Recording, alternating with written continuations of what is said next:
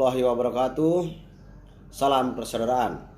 Saudaraku, kita ketahui bersama bahwa telah diputuskan oleh Mahkamah Agung bahwa kitalah yang berhak menggunakan nama Persaudaraan Setia Hati Trate dan logo Persaudaraan Setia Hati Trate.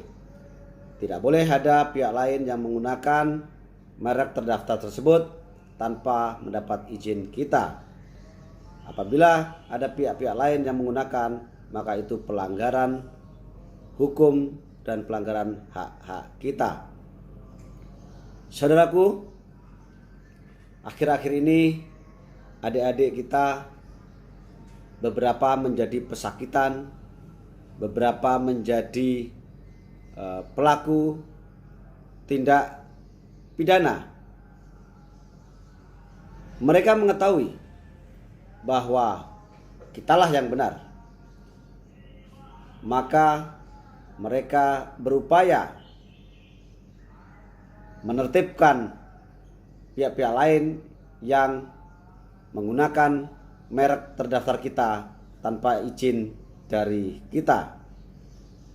Tentu saja ini sebenarnya adalah baik, karena memang kita sebagai warga Persaudaraan Setia Hati Trate telah diberi kewajiban harus berani berdiri di atas kebenaran dan keadilan. Tetapi dengan tanpa kewenangan, dengan tidak sesuai dengan tata cara yang benar menurut hukum, maka menjadikan mereka yang seharusnya menjadi pahlawan tapi justru menjadi penjahat. Saudaraku, merek Persaudaraan Setia Hati Trate dilindungi di kelas 41 kategori jenis-jenis penyediaan jasa olahraga, pencaksilat salah satunya. Apabila terjadi pelanggaran, ini tidak otomatis bisa ditindak secara hukum, karena dalam kategori delik aduan tidak ada pidana jika belum diadukan. Maka jangankan adik-adik yang tidak memiliki kewenangan, aparat hukum saja tidak diperkenankan menindak sebuah pelanggaran merek tanpa adanya pengaduan terlebih dahulu dari si korban. Nah, siapa si korban? Ya, pihak-pihak yang memiliki hak. Siapa? Yaitu Ketua Dewan Pusat, Ketua Umum Pusat, dan Ketua Cabang. Nah, kejadian-kejadian di cabang-cabang adalah wilayah kewenangan dari para ketua cabang. Maka seharusnya para ketua cabang melaporkan terlebih dahulu adanya pelanggaran merek, dan selanjutnya minta dilakukan penertiban atas pelanggaran merek kita supaya tidak berulang-ulang. Sehingga menurut kami, apabila adik-adik merasa hak-haknya diganggu, kemudian melakukan dengan caranya sendiri tanpa melakukan sesuai dengan prosedur hukum, maka menurut saya ini adalah kita membiarkan adik-adik terjerumus dalam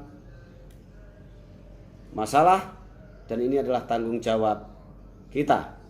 Berikut kami sampaikan tata cara mengajukan pengaduan pelanggaran merek terdaftar Persaudaraan Setia Hati Trate kelas 41.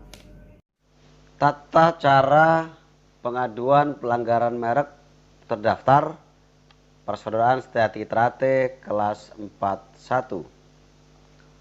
Saudaraku, PSHT adalah merek terdaftar yang dilindungi di kelas 41. Apa merek kelas 41?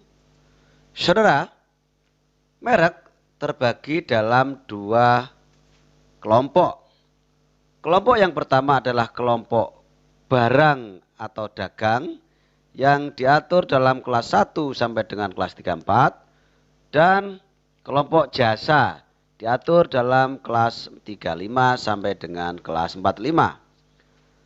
Sedangkan untuk kelas 41 termasuk dalam kelompok merek jasa, bukan barang, bukan dagang, mengatur, melindungi jenis-jenis jasa pendidikan, penyediaan pelatihan olahraga termasuk pencaksilat, dan aktivitas kebudayaan dan kesenian. Ini banyak, silakan dicek di Dirjen Haki kelas 41 itu apa saja. Tetapi secara garis besar inilah yang dilindungi. Yang kedua,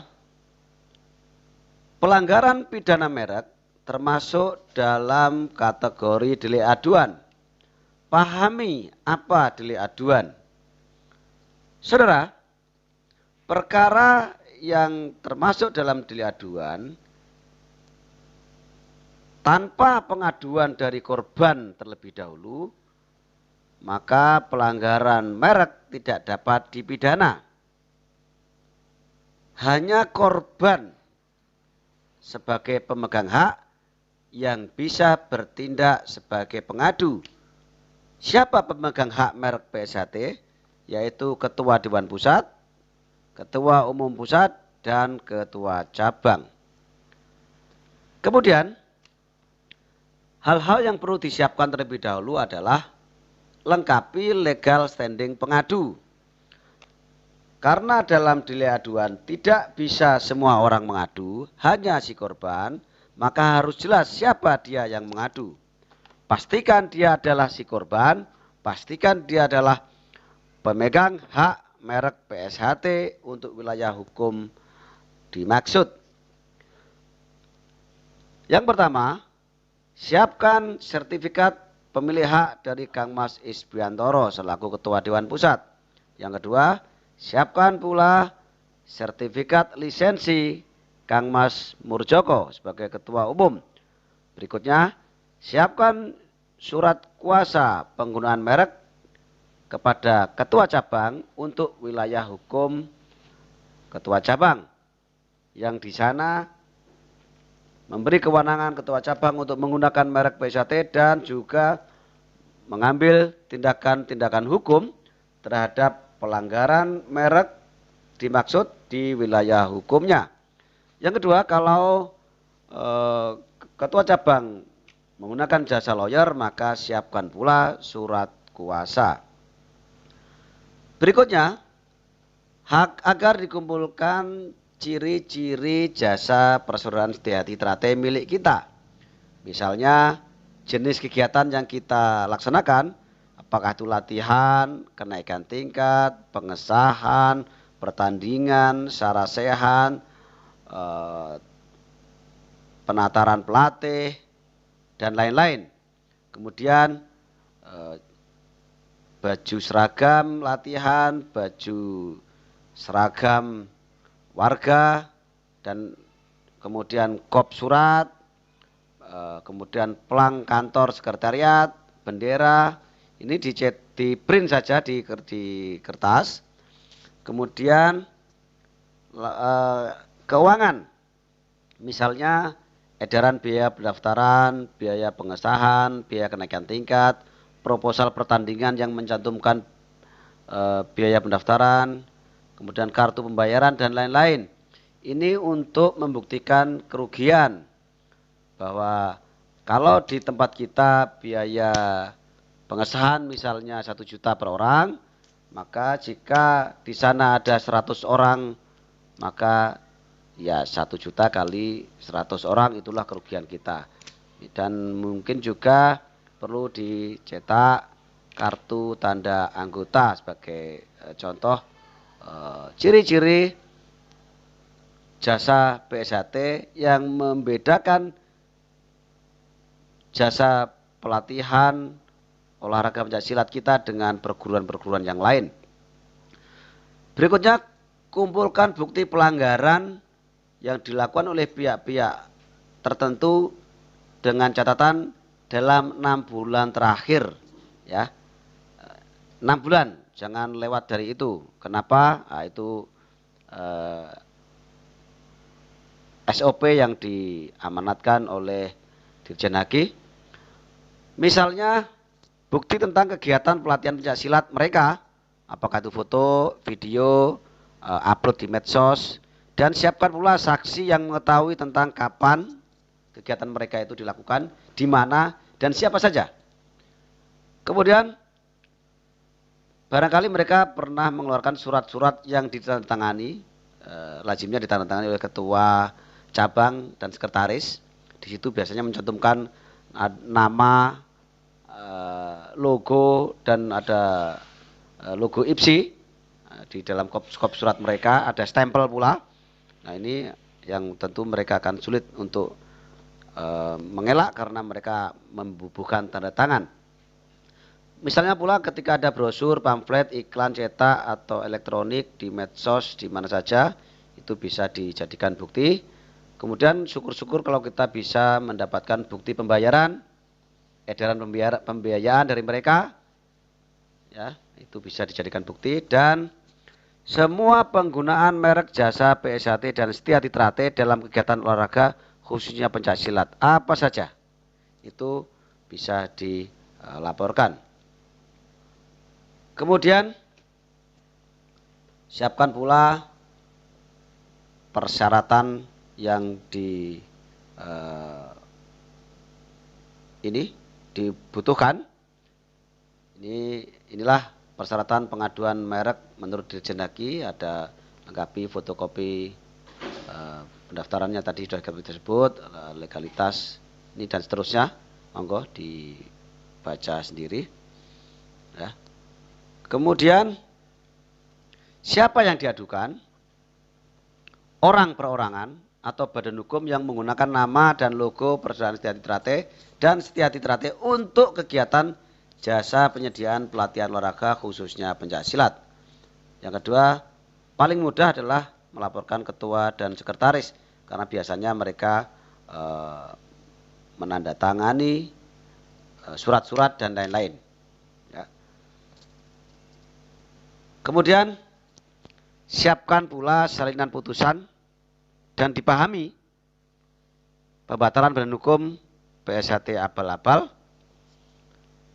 dan perkara sengketa merek. Ini disiapkan kedua-duanya dan dipahami, ya.